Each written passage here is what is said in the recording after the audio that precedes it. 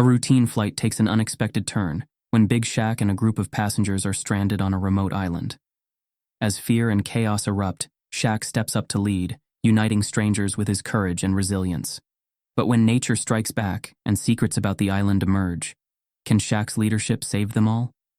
This is a story of survival, unity, and the power of humanity under pressure. Before we deep dive into this interesting story, subscribe to our channel and tell us, where are you watching from? Share in the comments below. The airport terminal buzzed with its usual symphony of activity, rolling suitcases, muffled announcements, and the occasional impatient sigh of travelers rushing to gates. Among the sea of passengers, Big Shaq's towering figure stood out like a lighthouse in a storm. Dressed in a simple black hoodie, comfortable jeans, and his signature sneakers, he adjusted the strap of his carry-on bag, drawing brief glances from those who recognized him but hesitated to approach. Shaq was used to this, half smiles, murmured whispers, and the occasional bolder fan asking for a selfie. He greeted each acknowledgement with a nod or a quiet, "How you doin'?" before settling into the comfortable anonymity of boarding his flight. This wasn't his usual first-class seat. Today, he was flying coach on a commercial airline, preferring simplicity over luxury for his short trip. As the flight attendants went through their pre-departure checks, Shaq stretched his long legs as far as the cramped space allowed and closed his eyes, ready for a nap to pass the time. But before he could drift off, a sharp ding from the intercom grabbed his attention. "This is your captain speaking. We're expecting smooth skies for most of the journey, but there's a weather front about halfway through that may bring some turbulence. Please keep your seatbelts fastened as a precaution." Shaq opened one eye, scanning the cabin. The faint hum of conversation resumed, passengers unconcerned. He let his head fall back, trusting the pilots knew what they were doing. 2 hours later, the turbulence hit. The plane rocked violently, sending gasps and murmurs through the cabin. Passengers gripped their armrests, some white-knuckled, as oxygen masks dangled ominously from the ceiling. Shaq remained calm, his broad shoulders steady, even as the flight attendants rushed to reassure everyone. "Ladies and gentlemen, this is your captain again," the intercom crackled. "Due to severe weather conditions, we're being diverted to an alternate location. Please remain seated and follow all crew instructions." The aircraft's descent was abrupt, the cabin lights flickering as the storm outside raged. Shaq glanced out the window, catching glimpses of lightning slicing through the darkness. He turned his attention back to the passengers around him. A young couple clutching hands, an elderly man murmuring a prayer, and a mother trying to soothe her crying toddler. When the wheels touched down with a jarring thud, the cabin erupted in a mix of relief and anxiety. But as the plane rolled to a halt, the flight attendant's strained smile hinted that their troubles were far from over. "Welcome to an uncharted landing site," the pilot announced hesitantly. "We've touched down on a remote island as a precaution. Rescue services have been notified, but it may take some time. We ask for your patience and cooperation." The murmurs turned into an uproar. "An island? What kind of place is this? How long will we be stuck here? Do they even have food or water for us?" Shaq stood, his height immediately commanding attention. "Hey, let the crew do their jobs," he said, his deep voice cutting through the chaos. "Panicking's not gonna help anyone." The passengers quieted, some nodding in agreement, others reluctantly sitting back. Shaq's calm demeanor was contagious, and even the frazzled flight attendants seemed to take a breath of relief. Outside, the landscape was stark. The runway was little more than a strip of asphalt surrounded by dense jungle, the sounds of the storm giving way to the eerie calls of unseen wildlife. The humid air clung to them as the passengers disembarked, their shoes crunching against gravel and wet leaves. "This place doesn't look like it's seen much traffic," Shaq muttered to himself. He noticed the nervous glances exchanged between passengers as they took in their surroundings. The young mother from earlier clutched her toddler tightly, her face pale. A businessman in a crisp suit grumbled loudly about missed meetings, while a teenager with headphones seemed more interested in recording the scene on their phone than anything else. Shaq approached the flight crew, who were huddled together near the plane. "What's the situation?" he asked. One of the pilots, a man in his late 40s with sweat beading on his forehead, sighed. "This island isn't on any major routes. We're waiting for the signal from rescue services. But with the storm interfering, It could take a while. Shaq nodded, scanning the group. All right, what's the plan for keeping everyone calm? Food? Water? The flight attendant who had kept her composure earlier chimed in. We have limited supplies on the plane, but they won't last long. We need to organize everyone until help arrives. Shaq turned to the growing crowd of passengers. He could feel their fear, their impatience. His years of navigating tough situations, on and off the court, taught him that leadership wasn't about being the loudest voice, but the one that steadied the others. All right, listen up, Shaq called, his voice booming across the makeshift assembly. Faces turned to him, hesitant but hopeful. We're in this together. It ain't ideal, but we're not going to make it worse by freaking out. First things first, let's figure out what we've got and what we need. Everyone who can help, step up. We're going to get through this. In that moment, Shaq's natural leadership shone. The fear in the passengers' eyes dulled, replaced by cautious trust. He didn't have all the answers, but he had what they needed most: a steady hand to guide them through the unknown. The rain had stopped, but the atmosphere among the stranded passengers was anything but calm. The scattered group stood near the grounded plane, their voices rising as panic began to take hold. "This is insane!" barked a man in a tailored suit, his slicked-back hair somehow immaculate despite the humid air. "We shouldn't even be here. Who's in charge of getting us out of this mess?" "That'd be the rescue team, whenever they get here," a middle-aged woman in a flight attendant uniform shot back, her patience visibly fraying. The businessman scoffed, throwing his arms up. "Do they even know we're here? Or are we just supposed to sit around and starve?" Nearby, a young woman cradled her toddler, rocking back and forth in an effort to keep him calm. Her voice, tight with fear, broke through the noise. "Can we please stop shouting? You're scaring the kids." "No one asked for your opinion," the businessman snapped, his eyes narrowing. "And maybe you should have thought twice about bringing a kid on a flight if you can't handle a crisis." The woman flinched, her lips trembling. Hey! Big Shaq's deep voice cut through the argument like a thunderclap. He stepped forward, his massive frame commanding attention as he locked eyes with the man in the suit. "We're all in the same boat. Well, plane, right now. Pointing fingers isn't going to get us anywhere." The businessman, Victor according to the engraved nameplate on his briefcase, looked Shaq up and down, his expression shifting from defiance to unease.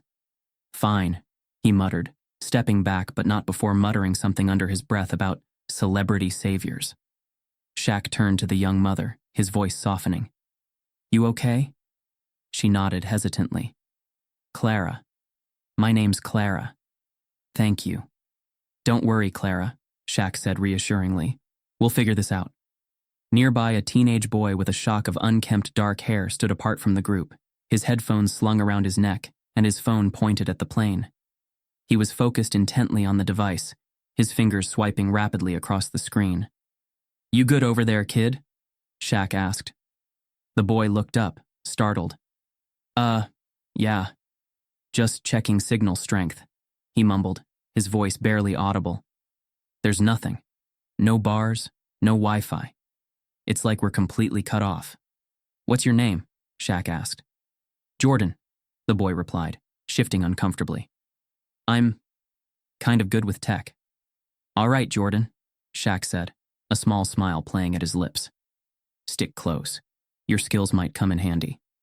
The passengers eventually began settling into smaller groups, their movements fueled more by habit than organization. Some paced anxiously near the plane. Others sat on luggage or leaned against trees, their faces etched with worry. Victor, predictably, had taken it upon himself to loudly suggest better ways to handle the situation. "We need to prioritize resources," he announced, gesturing dramatically toward the plane. "No offense, but letting everyone just grab what they want is a recipe for disaster." "And who made you king?" Clara shot back, her earlier nerves now replaced by a simmering frustration. Victor sneered. "I'm just saying, people like me, experienced professionals, are better equipped to make decisions in a crisis." Clara opened her mouth to retort, but Shaq stepped in before the tension could escalate further. "All right, everyone, listen up," he said, his voice steady but firm. The group quieted, all eyes on him. "I get it. We're tired, we're frustrated, and none of us planned on being here. But sitting around arguing ain't gonna fix anything, Shaq said. He gestured toward the plane. We've got supplies on board and a whole island around us. Let's figure out what we have and what we need. Victor, you want to help organize? Great. Start with the food and water inventory. Victor blinked, momentarily thrown off by being put on the spot. Sure, he muttered, reluctantly heading toward the plane. Clara, Shaq continued, you're good with the little ones. Maybe you can keep the kids entertained while we figure things out? Clara's expression softened, and she nodded. Yeah, I can do that. And Jordan, Shaq said, turning to the teen, if we're gonna get off this island, we'll need someone tech-savvy to keep an eye out for any signals or frequencies. Think you can handle that? Jordan's face lit up slightly, a flicker of pride breaking through his shyness. Yeah, I'll try. The group began to disperse with a sense of purpose, the earlier chaos fading into a tenuous calm. Shaq watched as Clara gathered the children and started a simple game to distract them, her soothing voice drawing giggles from her toddler. Victor, grumbling under his breath, worked with the flight attendants to sort through the plane's supplies, his earlier bravado replaced by quiet determination. Jordan stood near the edge of the clearing, holding his phone high as he scanned for any sign of a signal. Shaq exhaled deeply, rolling his shoulders as he surveyed the group. They weren't out of the woods yet, literally or figuratively, but at least they were moving in the right direction. The midday sun beat down on the stranded group as they gathered near the plane. The earlier panic had given way to a tense quiet, the reality of their situation sinking in. Shaq stood at the center of the group, his broad frame casting a long shadow. All right, Shaq began, his voice steady and commanding. We don't know how long we're going to be here, so we need a plan. First thing, water, food, and shelter. We've got to work together if we want to make it through this. Victor, arms crossed and lips curled in a faint smirk, raised an eyebrow. And you're the one in charge now, huh? Shaq didn't flinch. He met Victor's gaze evenly. No one's in charge, but someone's got to keep things organized. If you've got a better idea, I'm all ears. Victor's smirk faltered, but he said nothing. Shaq turned back to the group. Here's how we're going to do it. We'll split into teams. One team will scout for fresh water. Another will gather anything useful, wood, leaves, whatever we can use for shelter. A third team will check the plane for supplies. Sound good? The group murmured their agreement, the tension easing slightly. I'll take water duty, Clara volunteered, holding her toddler on her hip. Shaq nodded. Good. Take a few others with you. Stay close and keep an eye out for anything edible while you're at it. Jordan, Shaq continued, turning to the teen. You're with me. We'll check out the plane and see what we can find. Jordan nodded quickly, his phone still in hand as he fidgeted nervously. And Victor, Shaq said, his tone calm but firm. Why don't you take a few folks and start gathering materials for shelter? Victor frowned. You're really giving me the grunt work? Shaq's expression softened just enough to show he wasn't looking for a fight. It's not grunt work. It's important. We all have to do our part. Victor hesitated, clearly torn between defiance and self-preservation. Finally, he huffed. Fine. But don't expect me to carry logs or anything. The groups dispersed, each setting out with their respective tasks. Jordan trailed behind Shaq as they climbed back into the plane's cabin. The stale air and tilted floors made it feel more like a tomb than a vessel of safety. Shaq handed Jordan a flashlight. Start checking the overhead compartments, Shaq instructed. Look for water bottles, blankets, anything useful. Jordan nodded, his hands shaking slightly as he started his search. You all right, kid? Shaq asked, glancing over. Jordan hesitated before shrugging. Yeah, just not used to all this. Shaq chuckled lightly. Nobody is. But you're doing good. Keep it up. Jordan's shoulders straightened a little, and he managed a small smile. As they worked, Shaq found a small stash of snack packs and bottled water near the galley. Jackpot, he muttered, holding up the goods. Jordan grinned. That's the best news I've heard all day. They exited the plane, arms loaded with supplies, and found Clara and her group returning with several large leaves and sticks. There's a stream nearby, Clara reported. It's shallow, but it looks clean enough. Good work, Shaq said, setting down the water bottles and handing her one. "Make sure everyone stays hydrated." Victor and his group appeared moments later, hauling a mix of branches, palm fronds, and what looked like a piece of driftwood. Victor dropped the load unceremoniously and dusted off his hands. "Happy now?" Shaq ignored the jab and gestured to the growing pile of materials. "That's a good start. Let's get to work building a shelter before sundown." The group fell into a rhythm, working together to create a makeshift camp. Clara helped weave palm fronds into a surprisingly sturdy roof, while Shaq and Jordan used driftwood and plane debris to fashion support beams. Victor, true to his word, avoided heavy lifting, but contributed by organizing the materials and delegating tasks. To everyone's surprise, he even cracked a few jokes that earned chuckles from the group. "Never thought I'd say this," Victor said, wiping sweat from his brow, "but I might survive a corporate retreat after this." Clara laughed, her earlier tension replaced by a rare smile. "Maybe we should nominate you for team-building exercises." Victor smirked. "Don't push it." Shaq observed the interaction with quiet satisfaction. Despite the rocky start, the group was beginning to bond. As the sun dipped below the horizon, casting the sky in hues of orange and pink, the passengers gathered around their newly built shelter. It wasn't much, a simple structure of wood and leaves, but it was sturdy enough to shield them from the elements. Jordan handed out the snacks Shaq had found earlier, his earlier nerves replaced by a quiet confidence. "I guess this beats cafeteria food," he said, earning a laugh from Clara and a few others. Shaq sat back, his massive frame leaning against the trunk of a tree. The crackling of a small fire Clara had started filled the silence as the group rested, their earlier fear replaced by a tentative sense of camaraderie. "Not bad for day one," Shaq said, his voice low but carrying a note of pride. Victor raised an eyebrow. "Don't get too comfortable. We're still stuck on an island." "True," Shaq replied, his gaze steady. "But we're stuck together. And that means we've got a chance." The group nodded in agreement, the weight of his words sinking in. For the first time, hope felt like more than a fleeting notion. It felt like a plan. The moon hung high over the island, casting pale light over the camp as the group settled into an uneasy rest. The crackle of the fire was the only sound breaking the stillness. Shaq leaned against the plane's wing, keeping watch while the others slept. Jordan, however, was wide awake. The glow of his phone's flashlight illuminated the ground as he wandered a short distance from camp, careful not to stray too far. His curiosity had gotten the better of him. If they were going to survive this, he needed to find something, anything that could help. "Don't go too far," Shaq had warned him earlier. "Stay where we can hear you." Jordan nodded at the time, but now, as he stumbled over uneven terrain and pushed through overgrown foliage, he felt a mix of excitement and nervousness. His heart skipped when his flashlight beam caught something metallic peeking out from under a thick vine. He crouched down, his fingers brushing away dirt and leaves to reveal the curved surface of what appeared to be a rusted antenna.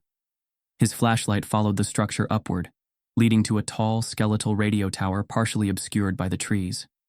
"Whoa," Jordan whispered, his breath fogging in the cool night air. Excitement bubbled within him as he scrambled back toward the camp, shouting, "Shaq!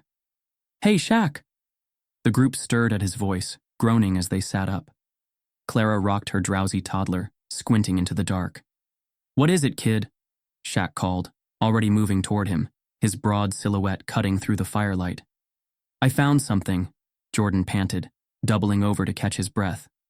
"A tower. Like a radio tower. It's old, but it might still work." The group murmured in a mix of hope and skepticism. Shaq placed a steadying hand on Jordan's shoulder. "Show me." By the time Shaq and Jordan reached the tower, the moonlight had dimmed under a canopy of thick clouds, giving the scene an eerie atmosphere. Shaq surveyed the structure, its rusted frame looming against the night sky. "Good find," Shaq said, giving Jordan a nod. "Let's see what we're working with." The base of the tower was surrounded by debris, shattered glass, tangled wires, and remnants of what might have been a small outpost. Shaq kicked aside a rotted plank of wood, revealing a hatch partially buried in dirt. "Looks like there's more below," he said, gesturing to the hatch. Jordan's eyes widened. "Should we open it?" Shaq hesitated. Something about the scene didn't sit right with him. The silence felt heavy, unnatural. But they couldn't afford to ignore any chance at getting rescued. "Stay close," Shaq instructed. He crouched down, using his strength to pry open the hatch. It gave way with a groan, revealing a dark, narrow staircase leading underground. The faint scent of mildew and decay wafted up, but Shaq pressed on, leading the way with his flashlight. Jordan followed close behind, his steps hesitant but determined. At the bottom of the stairs, they found a small, dimly lit control room. Dust coated every surface, and cobwebs hung in thick sheets across the corners. A faded emblem on the wall read, "Island Observation Post, Division 47. "What is this place?" Jordan asked, his voice barely above a whisper. Shaq ran his fingers over a control panel, brushing away grime to reveal rusted dials and switches. "Looks like some kind of monitoring station," he said. "Maybe they used it to track storms or run experiments." Jordan shone his flashlight over a shelf lined with old documents and maps. He pulled one out, squinting at the faded text. "This doesn't look like weather stuff," he said, holding it up. "It's talking about evacuation protocols." Shaq took the map, his eyes scanning the annotations and red circles marking parts of the island. Words like quarantine zone and restricted access jumped out at him. "What the hell were they doing here?" Shaq muttered, his unease growing. Before Jordan could respond, a faint hum filled the room. The control panel flickered to life, its dim lights casting an eerie glow. Jordan gasped. "It's still working!" Shaq frowned, examining the panel. "Maybe. But don't get too excited. This tech is ancient." He flipped a few switches, and a static-filled crackle came through an old speaker. "This is Observation Post Delta. If anyone can hear this message..." The recording was garbled, the words cutting in and out. "Abandoned. Danger. Evacuate immediately." Shaq and Jordan exchanged a tense look. "What do you think it means?" Jordan asked, his voice shaky. Shaq set his jaw. "It means we don't know the whole story about this place.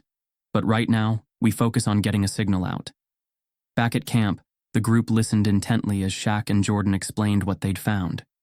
The news of the radio tower sparked hope, but the mention of evacuation protocols and cryptic messages left everyone uneasy. "Do you think it's safe here?" Clara asked, her arms wrapped protectively around her son. Shaq didn't have an answer. "Safe or not, this is where we are. The tower's our best shot at calling for help, so that's our priority." Victor crossed his arms, his skeptical tone returning. "And what if this help doesn't come? What if this place is dangerous?" Shaq met his gaze, unwavering. "Then we deal with it. Together."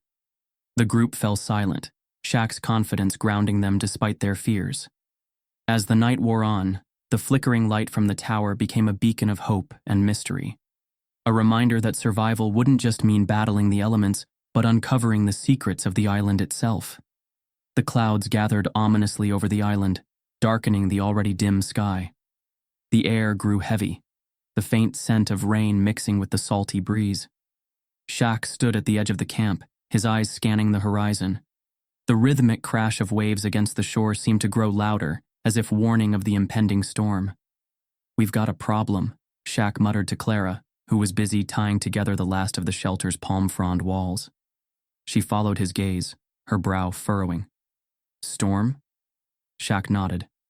"A bad one, if those clouds are anything to go by. We need to secure everything now." Behind them, Victor paced near the food supplies, grumbling to himself. "Great, just what we need. A hurricane to cap off this disaster." "Victor," Shaq called, his voice calm but firm. "Stop pacing and start helping. We need to move supplies to higher ground and reinforce the shelters." Victor scoffed. "And who put you in charge? You think moving supplies is going to do anything if the storm floods the whole place?" "It'll do more than standing around complaining," Shaq shot back, his tone sharpening. "So either grab something and help or get out of the way." Victor glared, but grudgingly picked up a crate of bottled water, muttering under his breath as he carried it toward the plane. Meanwhile, Jordan hurried over, clutching a tattered notebook he'd found in the radio tower. "Shaq," he said breathlessly. "I think I found something." This journal. It belonged to someone stationed here. They mentioned big storms hitting the island before. Floods, wind, the works. Shaq skimmed the pages Jordan held open, his jaw tightening as he read words like destruction and abandonment. Good work, kid, Shaq said, handing the notebook back. Keep digging. Anything that helps us prepare could make a difference. As the group worked to secure the camp, the first drops of rain began to fall, quickly turning into a steady downpour. Shaq barked orders, his voice cutting through the chaos. Clara, get the kids into the shelter. Jordan, keep working on that tower. We need that signal out. But just as the group seemed to be finding its rhythm, a panicked shout came from near the plane. Shaq, over here! Clara's voice rang out, filled with alarm. Shaq sprinted toward her, his boots splashing through the mud. When he reached her, she was pointing toward the edge of the clearing, where deep claw marks gouged the bark of a tree. Something's been here, Clara whispered, her face pale. Shaq crouched to inspect the marks, his stomach sinking. They were fresh, the edges of the bark still damp and oozing sap. Wild animals, he said grimly. Probably looking for food. What do we do? Clara asked, clutching her toddler tightly. We keep the food locked up and stay together, Shaq replied. Nobody wanders off alone. And if we hear or see anything, we move as a group. Victor, who had wandered over to investigate, scoffed. Wild animals? Seriously? You're letting a couple of scratches freak everyone out? Shaq straightened, his towering frame imposing even in the rain. You don't have to take it seriously, Victor. But if something comes after us, I'm not risking anyone's safety because you think it's a joke. Victor opened his mouth to argue, but stopped short when the distant howl of an animal echoed through the trees. Still think it's a joke? Shaq asked, his voice low. Victor paled but said nothing. As night fell, the storm intensified, the wind howling through the makeshift camp and driving rain sideways against the shelters. Shaq had the group gather inside the sturdiest structure they'd built, huddling together for warmth and safety. But Victor's frustration boiled over. This is ridiculous, he snapped, pacing near the entrance. We're sitting ducks in here. We should be doing something, finding a better spot, making weapons, anything. And risk splitting up? No way, Shaq said firmly. Out there in this storm, we're more vulnerable than ever. We stay put. Victor sneered. Easy for you to say. You're not the one who has to listen to a crying baby all night. Clara bristled, but before she could respond, Shaq stepped between them. Enough, he said, his voice like thunder. This isn't about you, Victor. It's about all of us. You want to yell and throw a fit? Fine, but you do it after we get through this. Victor glared at him, but something in Shaq's expression made him back down. The storm raged on, and just as the group began to settle into uneasy silence, a low growl cut through the noise. Shaq's head snapped toward the sound, his body tensing. What was that? Jordan whispered, his eyes wide.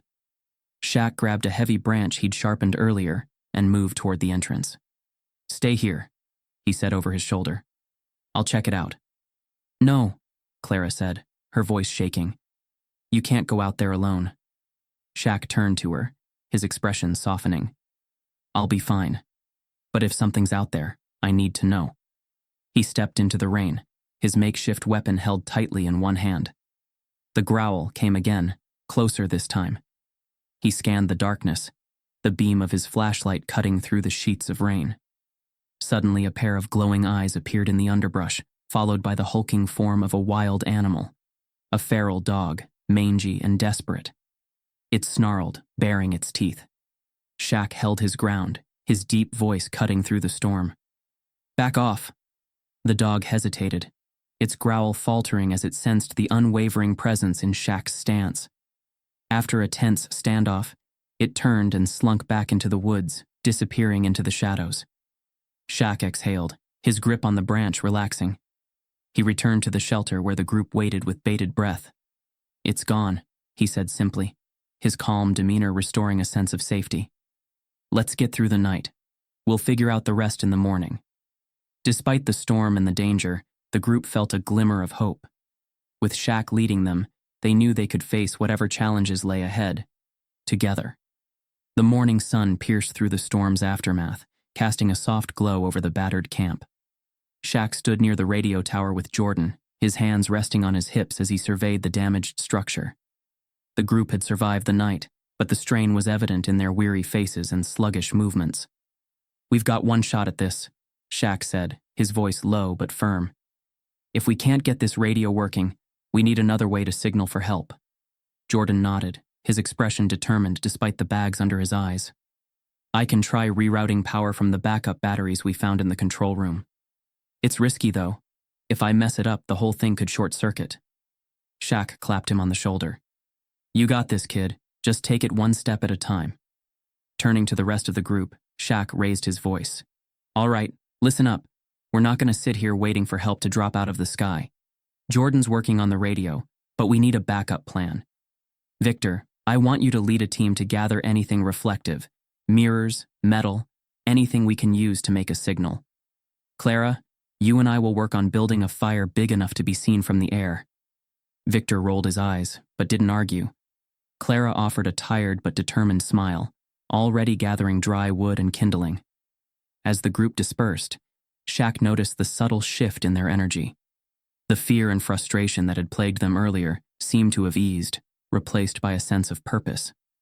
Hours passed as the group worked tirelessly, their makeshift signal fire growing larger with every branch added.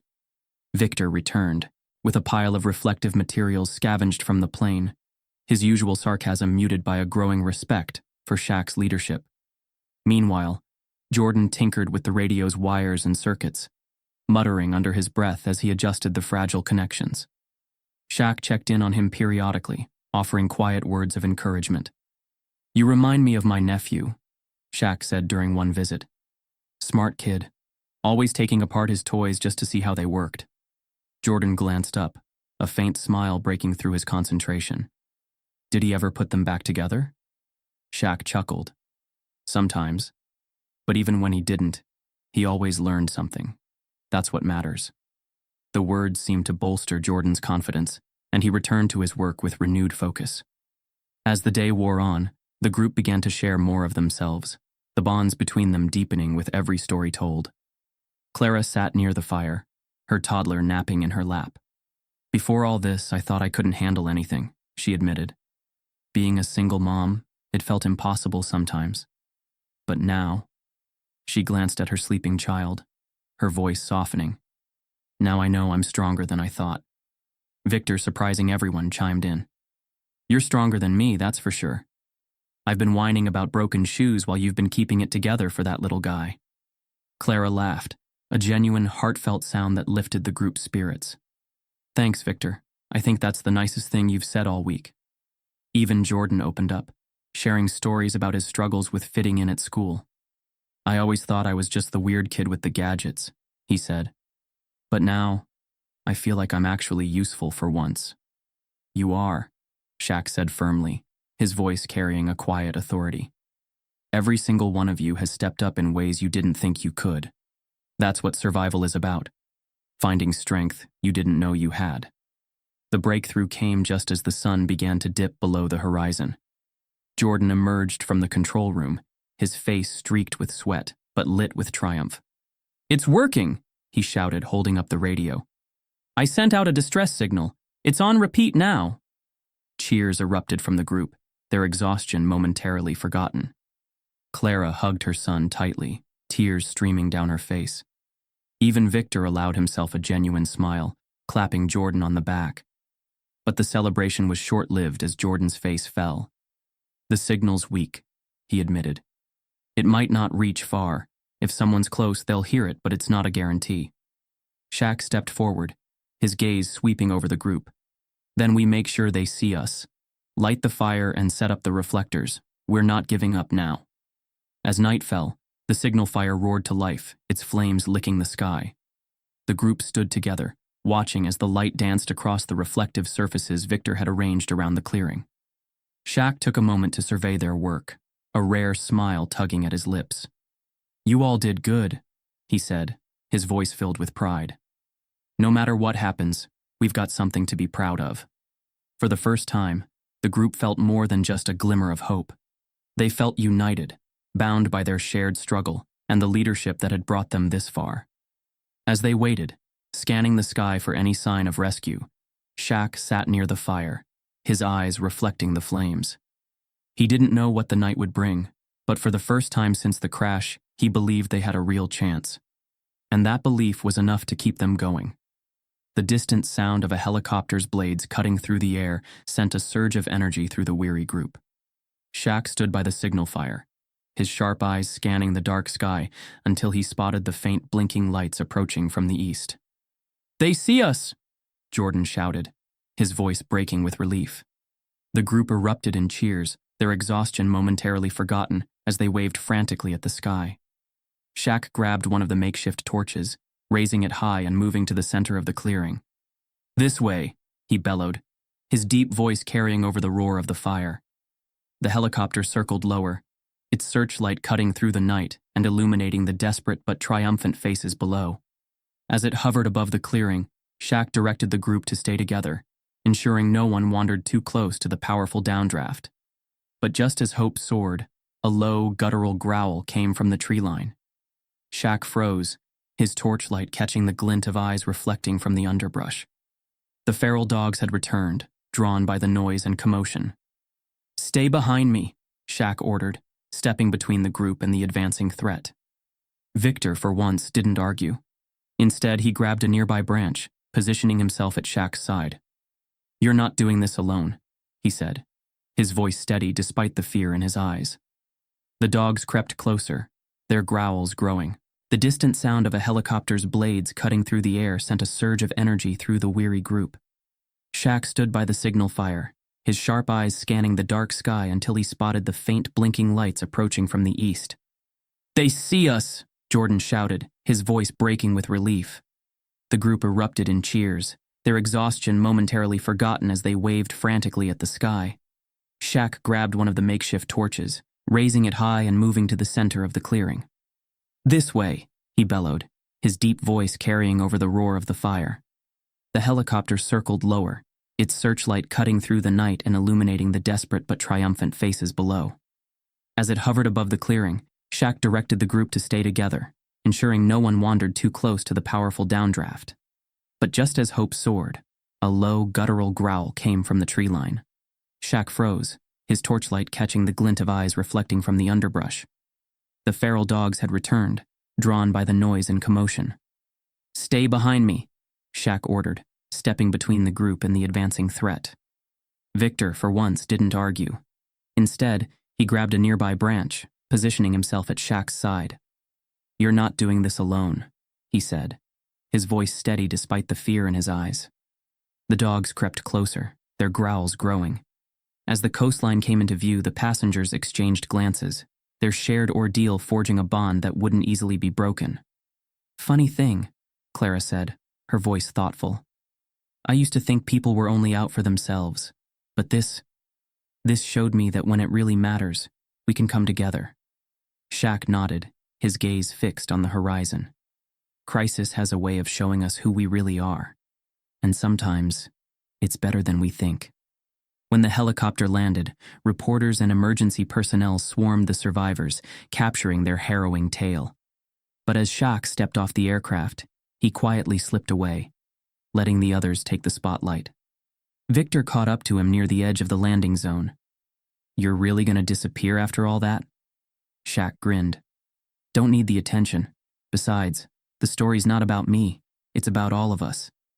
Victor extended a hand, his usual bravado replaced by sincerity. "Take care, Shaq, and thanks." Shaq shook his hand, his smile widening. "You too."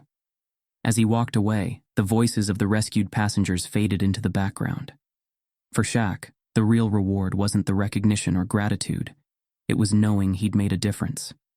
Looking up at the clear sky, he felt a quiet sense of peace. The journey hadn't been what he'd planned, but it had reminded him of something important. Even in the darkest moments, unity and resilience could light the way forward. If this story of courage, unity, and resilience moved you, share it with friends and family who believe in the power of humanity. Let it inspire us all to step up for others, even in the toughest times. What would you do if faced with a challenge like this?